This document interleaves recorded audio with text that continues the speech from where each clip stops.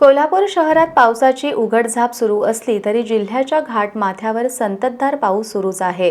जिल्ह्यातील नद्यांची पाणी पातळी संथ गतीनं वाढतीये। सायंकाळी 6 पर्यंत पंचगंगा नदीची राजाराम बंधाऱ्यावर पाणी पातळी 32 फूट 2 इंच होती, तर जिल्ह्यातील 38 बंधारे अद्याप पाण्याखाली आहेत।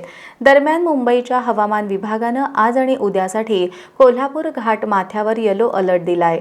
आज कोल्हापूर शहरात पावसाची उघडझाप सुरू होती, परंतु घाट माथ्यावर सुरू असलेल्या संततधार पावसामुळे जिल्ह्यातील नद्यांची पाणी पातळी संथ गतीनं वाढतीये। दरम्यान मुंबई वेधशाळेनं आज आणि उद्यासाठी कोल्हापूर घाट माथ्यावर येलो अलर्ट दिलाय। आज सकाळी 10 वाजेपर्यंतच्या मागील 24 तासात जिल्ह्यात 14.7 मिलीमीटर इतक्या पावसाची नोंद झाली आहे।